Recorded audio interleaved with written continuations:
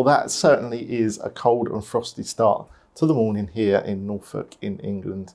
And I've got to say, this painting next to me is quite fitting with the temperature out there because it's absolutely freezing out there. I've been out there this morning, had ice on this window that I had to scrape off. But yeah, if you haven't seen this painting, go through some of my old videos. This is painted with tile adhesive to create some real deep texture in the painting. So that's quite cool. Just talking about the temperature out there, I've recently come back from a few weeks in the Canary Islands, and one island in particular, Lanzarote, and they have got some amazing weather, landscapes, and yeah, just the terrain out there is really picturesque. So I spent a few days, we hired a car, and we visited some of the remote places, mainly around the north of the island, northeast of the island. And I took along my sketch pad and my camera to capture some of those amazing landscapes with the view to come back and do a painting of those landscapes.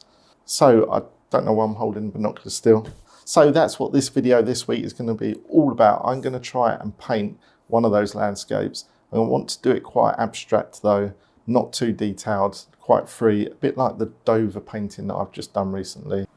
So let's dive into the computer and have a look at some of those images I took out there in Lanzarote. First job was to open up all the photos, go through them and select one that I wanted to paint. If you've never been to Lanzarote, I really recommend visiting the northeast part of the island. And this particular day was a real stormy day. So we headed up to a little beach called La Garita Beach. I think that's how you pronounce it. It's on the northeast side of Lanzarote. If you head up around the north side, some of the beaches and scenery is absolutely stunning. Okay, so I've gessoed the canvas. You didn't see me do that, but I just put a layer of gesso on it. And this is the seascape that I'm going to attempt to paint. It's not going to be as detailed as that. I'm going to make it quite abstract, but I do actually like the crest of that wave crashing over, so that's what I want to try and achieve in this painting. I think it's going to be quite difficult, but I think I'm just going to break it down in terms of sections of colour to start with. But first of all, we need to create an outline of the actual waves themselves. So I'm just going to pencil mark them in. Let's crack on. I'm just taking a ruler here and just marking on the canvas where I want that horizon line to be. I find it a little bit easier just to sort of draw that in, and then you get it dead straight. And I'm just using a pencil to outline some of the details of the crest of the wave and really just creating a bit of a template where that initial paint is going to go down in each of the sections.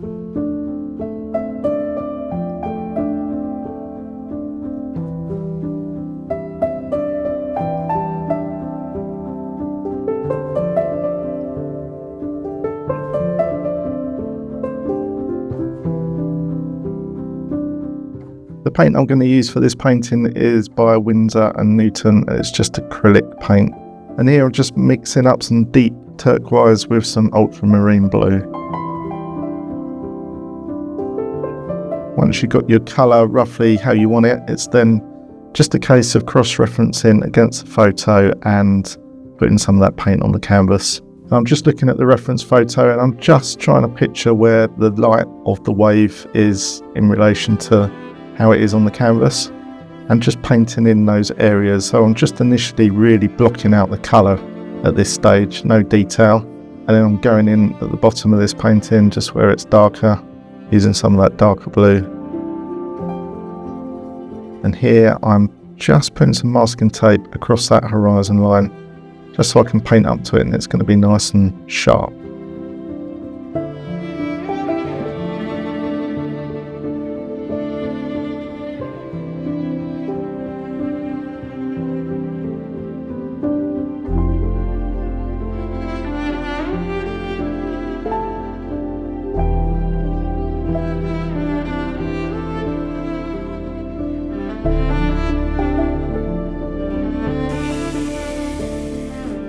So that's really sort of the background of the sea, and then I'm just quickly going in, putting in some of that foreground of the sea, just really blocking that colour in. For those that have been asking in my comments, what do I mix up on? So when you buy a new TV, you get like a film that goes over the actual screen. And I thought that would make a great palette to mix paint up on because it's like a hard plastic, it's sticky, one side, really smooth the other. I've then gone and mixed up a bit more sea green, a bit more turquoisey colour, and I'm just trying to get that light correct at the top of that crest of the wave. And again, just sort of really blocking it in quickly and adding in some of that turquoise into the left and right areas of that wave that's crashing. And then with a bit of a dry brush and just trying to blend those colours together.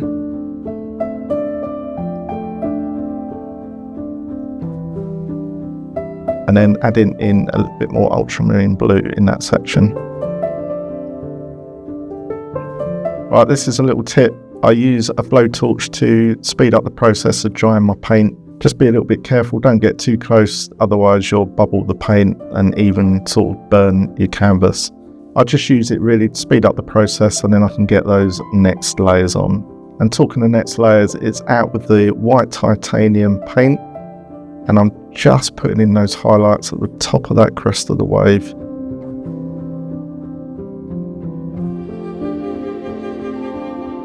At this stage, it should start to come alive a little bit when you're adding in those highlights. I'm using a fine brush here just to mark down, pulling down as though that wave in the background is sort of crashing over the top. I always find it a little bit difficult to not go too detailed on my paintings. I do like them to be really painter-like style. I try and keep it as free as I can when I paint. Here I'm just going in with a little bit of detail. Within that wave, naturally, when it's about to sort of turn over, you're going to get some froth along this line as well. That's just some white froth of the sea. So I'm just adding in some of that detail. It's just a white paint, and yeah, just trying to get that in there. Just while I'm painting this stage, I'll just quickly show you a little bit of footage of me in Lanzarote. I did actually do some sketches whilst I was out there. I just wanted to capture some of the local landscapes whilst I was out there. It's really good to travel about with the sketch pad and just every now and again get it out and just make some sketches just to practice your drawing skills as well.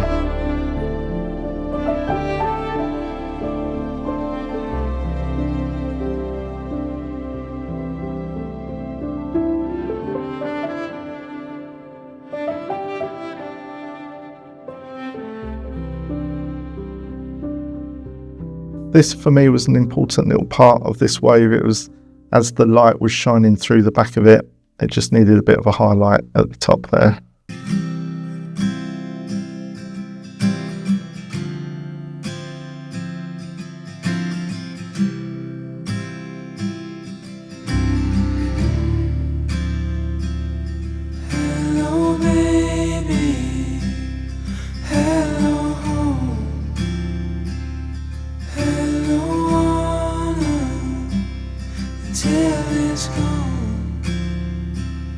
Still I love her. It's getting late. Torn from my eyes, gone to another place. We'll come right. We'll come right.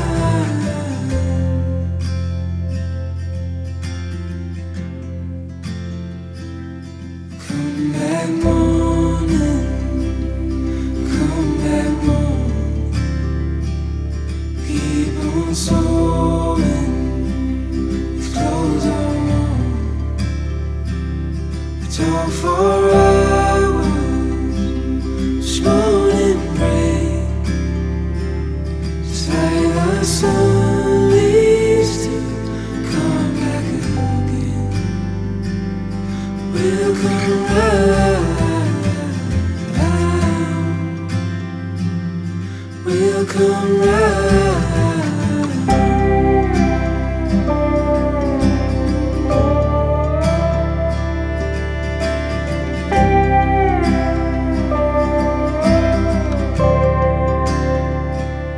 I'm just giving you a zoomed in detailed part of this video.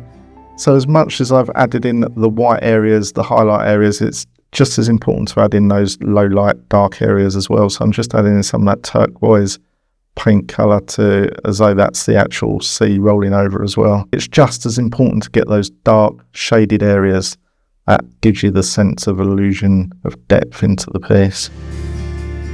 Never after, it's all the same.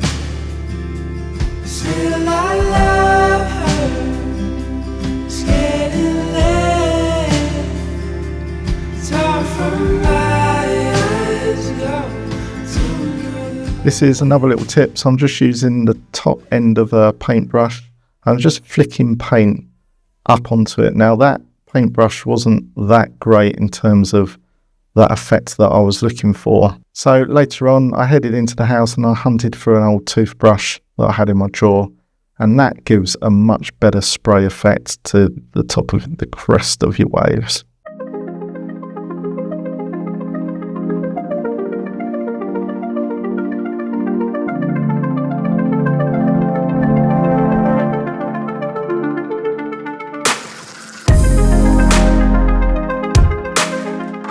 And it was a case of adding in a bit more foreground detail, so just adding in some of that turquoise sea blue colour to the foreground.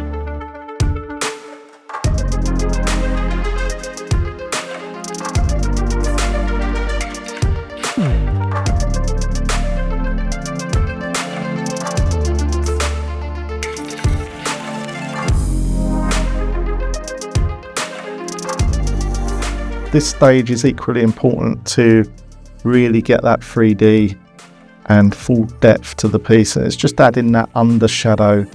And to be honest, this is probably my most favourite part to this painting, is adding in that dark shadow to make this really start to come alive.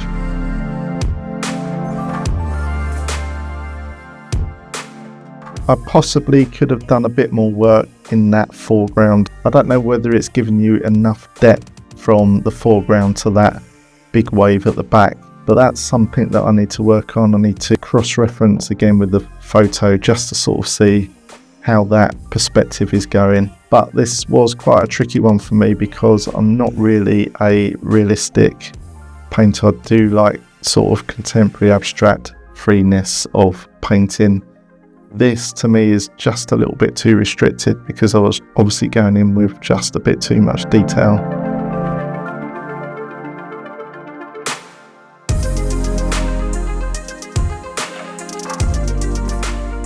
And for me, that's not really my style too much, but every now and again it's good to pick up the paintbrush and try something new, put yourself out of that comfort zone, doing something that you normally do, and try and do something a little bit different.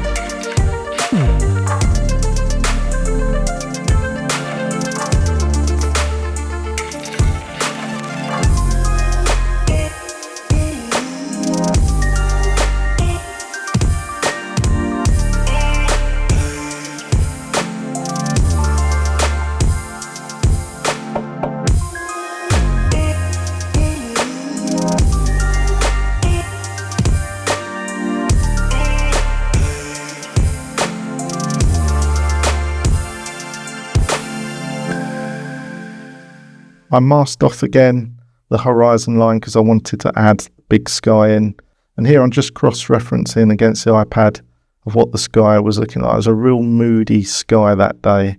Had some really good cloud formation. I don't know really if I hit the sky correct in this. Perhaps I've gone a little bit too blue and maybe should have sort of knocked the saturation back slightly to make it a bit more of a grey, moody sky.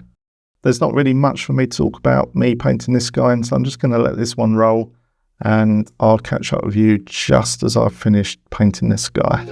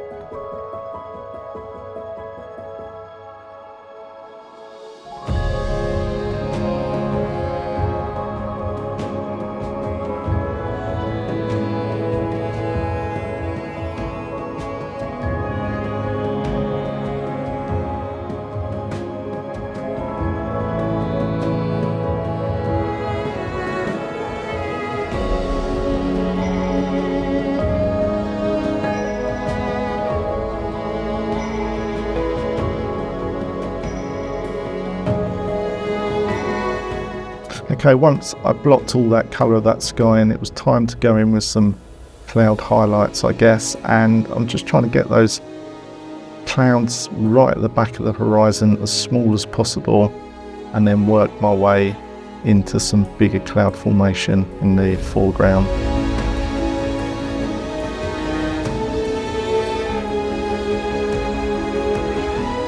And for me, this is the type of painting that I like to create, a bit more looser, a little bit more abstract in terms of skies and laying down that paint a bit more freely. And time for the big reveal. It's time for me to peel off that masking tape to present that dead perfect horizon. We're at the final stages of this painting and it's turning out really well. One final thing I'm going to do, I'm going to use a toothbrush head to create some spray off the top of this froth of this wave, and that will give the effect of the ocean being sprayed. And I took this photo, it was a real windy day, and I think the wind was blowing the top of the froth off the top of that wave, so I want to try and capture that energy, but overall it's starting to look good. In the description to this video there'll be a link to this piece along with some limited edition prints that I do of each of my paintings, so please go and check that out. Also below in the description there's some affiliate Amazon links that take you some of the products that I use in my paintings. So feel free to click on them and check them out as well. At this stage the painting was finished and it was time to give it a varnish, so this was the varnish that I used. You can't make it out too well because stupidly I turned the label round whilst I was showing it, but it's a Winsor & Newton satin UV varnish. This has dried absolutely fantastic, so I'm really happy with that. So that is the Winsor & Newton Artist Acrylic Satin UV Varnish. And it doesn't dull the painting at all. If anything, it brings the colours out. It's got a slight gloss to it, not overly glossy, which is quite nice. But yeah, it does feel a really good quality varnish, that one. So, and it's UV stable as well. So totally recommend that. We're going to get this one off the wall and we're going to get this mounted onto a canvas. And we've also got to build a frame for this one as well. So let's crack on with that. Okay, unfortunately for you, I didn't film the process of me mounting this to canvas bars and then making the frame for this piece. It actually sold pretty quick, so it went off to the new collector and they requested it just to be rolled up for ease of shipping. I would really like to know your views on this painting. Please comment down below if you think I hit that sky correctly. Personally, I think I should have made it a little bit more moody, a little bit more grey in colour. But I guess that is the process of being an artist. You're probably never going to be happy with your end result. Don't forget to subscribe. Also give this video a like if it was something that you was into. And if you're feeling that extra arty, head over to my website, which is flowworks.uk, and you can sign up to my newsletter and you'll be reminded of any video that I release in the future, and also any tips or tricks or offers that I come across in terms of the art world for the future. Thanks everybody for watching this video, and I'll see you in the next one.